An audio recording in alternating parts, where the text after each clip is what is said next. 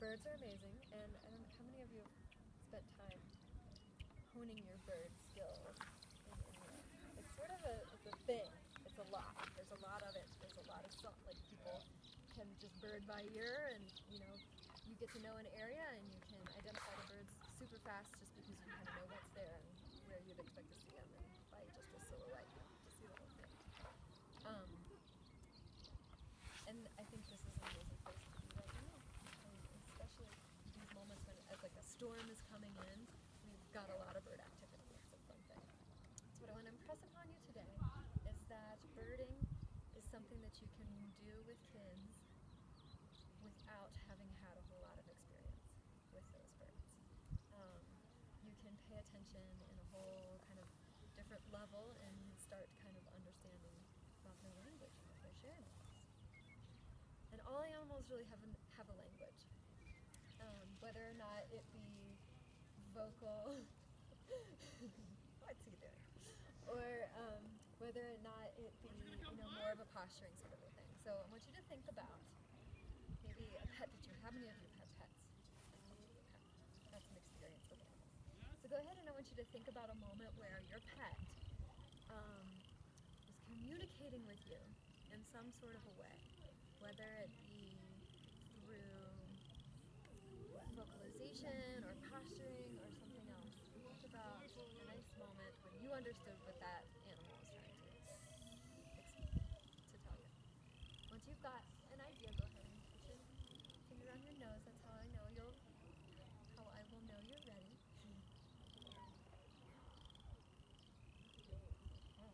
And go ahead and turn to your neighbor and to share those little stories. So idea really the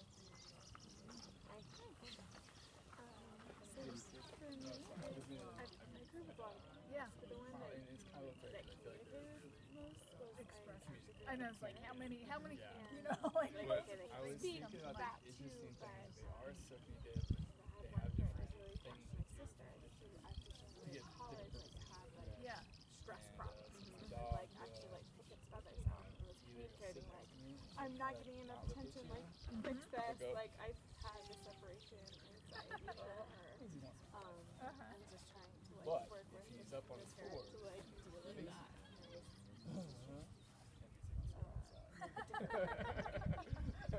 So those, yeah. Interesting. I never had any birds Actually. but my whole adolescence, when I was like 16, we had a big husky Norwegian Elkhound mix, and I'm from Vermont, and we lived kind of out in the middle of nowhere on top of a mountain, so he just roamed free all day, every day, at night, and I could always hear him barking at night. He would just run through the woods and chase animals and be chased by animals, and I eventually, as I got older, learned the difference between his I'm chasing an animal bark and his I'm being chased by an animal bark, because several times he would come back, and the next morning he would show up at the door for breakfast, and one time he had a moose antler in his mouth and was covered in blood, and then one time he actually took down a bear, a mother bear, took her down, killed her in the woods, and I could tell all these different barks that he had, so I would sometimes he would wake me up at night and I was like, what is he doing? And I could tell if he was chasing a rabbit versus if he was in an encounter with a moose, or if he was being chased by a bear, or if he was just hanging out with a bobcat or something. So I kind of learned his barks. Very impressive dog. Yeah, he was a very impressive dog. He was, I think he thought he was a bear, actually. I don't think he was really aware of his species. Alright, so some really great stories that you shared. I'm curious, how many of you had a story that was vocal, there was a vocalization associated with it? And what about more of a posturing of some sort? Both, yeah. Both. Was there anything else? Any other method of communication? The last group said that there was some touch, actually, that they had experienced. And when I was little, my most amazing dog, she was so cool, and she would take me by the wrist, and she would lead me where she wanted me to go. It was such a so I think it's really cool how we can develop those relationships and tune in, but we can also really start to pay attention to the animals in nature, and learn a lot from what they're saying too. And if you are someone, and if our students are some people who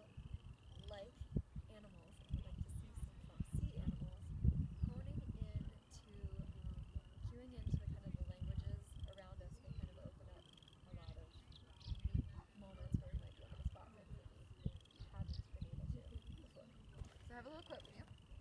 This comes from John Young's Coyote's Guide to Connecting with Nature, and it goes like this. Is that a pound? Oh yes, very good.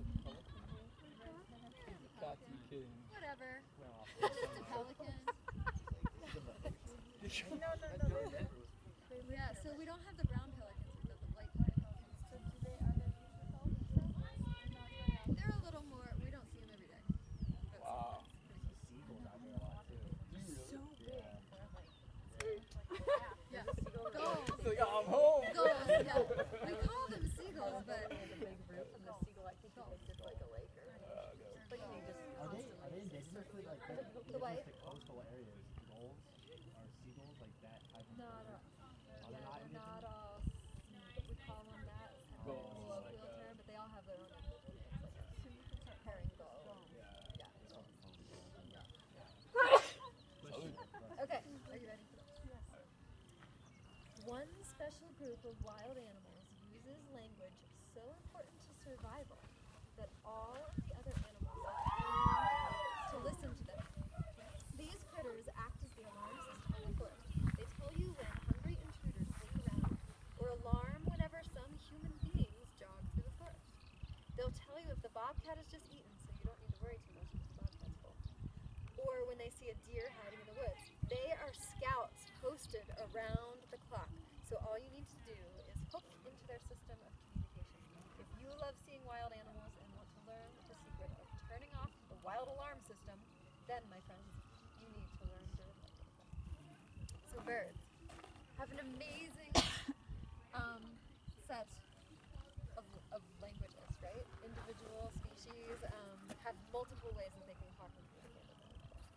And I think it's such a cool thing that their language is so complex, their vocalizations, that virtually every other hearing animal in the forest has learned to cue into this, and to pay attention so that they can understand what's going on. So that they can understand, 60 fourth graders are walking by on the trail, we all better scatter.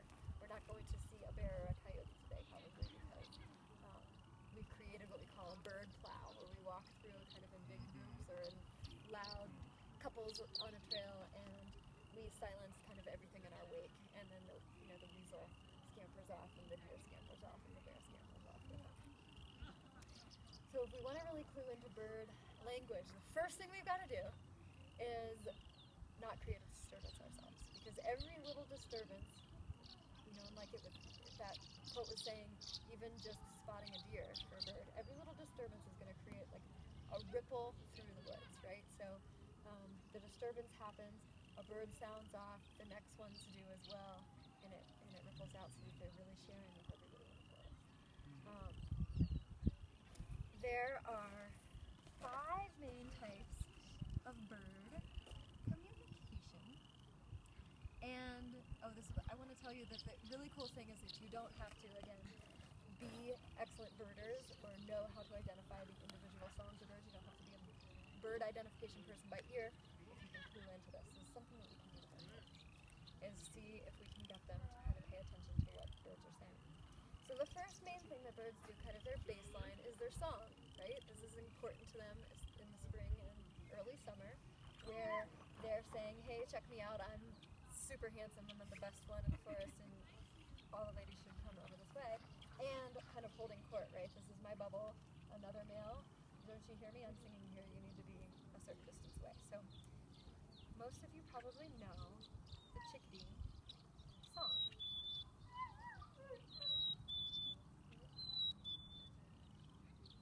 Cheeseburger.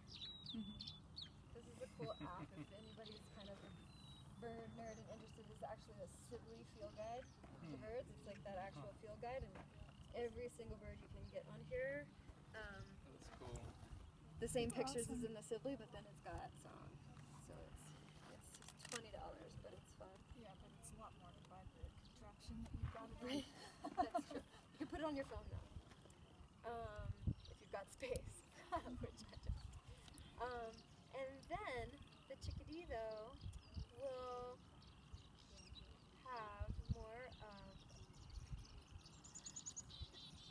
a call. This is what we sort them for, right?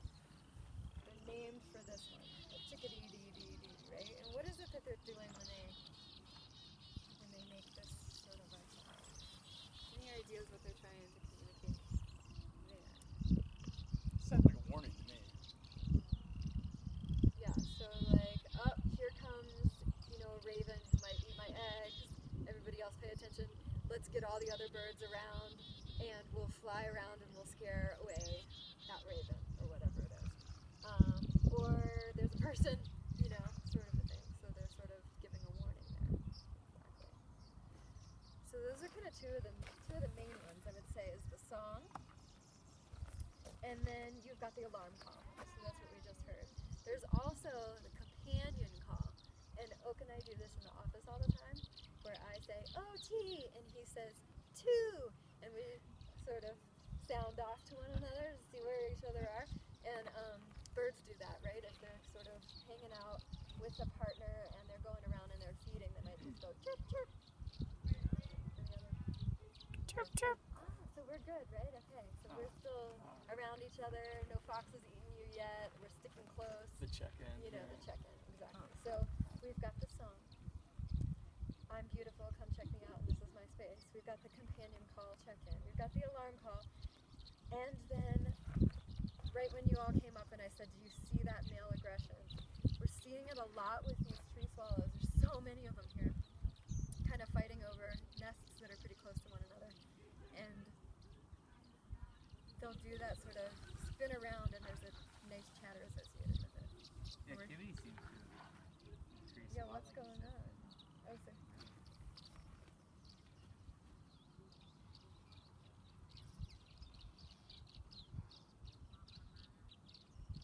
So you'll get those moments where like two males are sort of fighting, which is an interesting one too. And then the juveniles in their nest when they beg is the fifth, where all of a sudden if you're kind of in a spot and then in flies the parent and all of a sudden all the babies in the nest start shouting and saying, "Here, I'm the most hungry one, give me the food." And then they quiet down once the parent goes away again. And you can clue in on a nest that way, which is a really fun thing too. So let's listen to two more things that have to do with those five types. Was the fourth the male fighting? Yes, male aggression.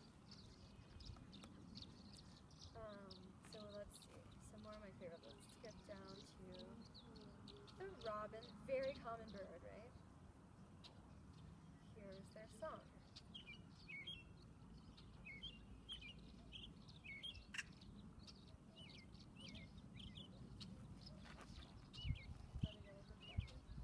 That cluck, we can listen to those too. So the song of the robin, and then they'll do like a little whinnying call. Yep, it is.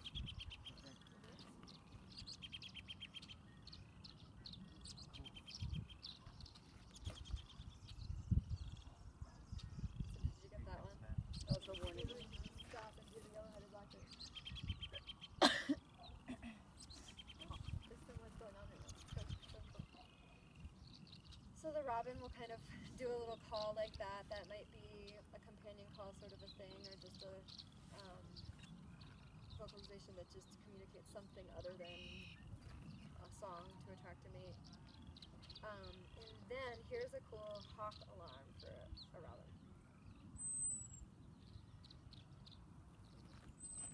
It's a hawk alarm for A robin. Oh, wow. So robin. Huh. Oh, everybody, pay attention. Huh. So you can really kind of get to know in that way. Let's get the blackbirds. Blackbirds. And we've got two blackbirds here. Have you all seen them? Both today? Or three actually, really. If you keep going. What's the third one? Okay, here's the yellow-headed blackbird. Now that's funny, because that's their song. Huh. And it's pretty intense compared to another bird. But if you were to sit in a moment long enough, I think even a kid could start to kind of clue in that that's just this individual's song, and that becomes the baseline that you're listening to. And then the calls.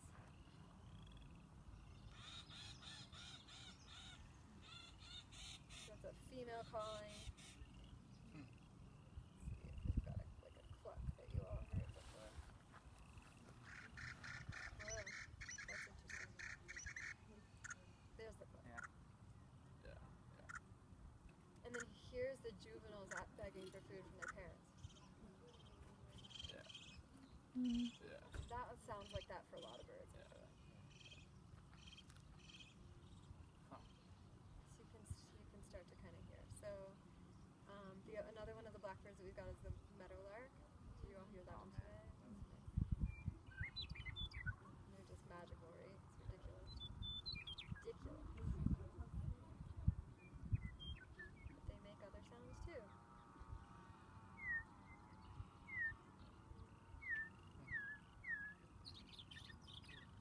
Checking in with one another. Good stuff. Do you all want to That's a cool app. request? That is I know really it's cool. cool. Yeah. You can What about even get to kind of either. what do you want with the red shoulders? Oh yeah, the red-winged blackbird. There you go, red-winged blackbird. The So- kids love those. We see yeah. there's a lot of. Yeah. That's the song versus the yellow-headed song. See how Yeah. similar they are actually? You can tell they're related.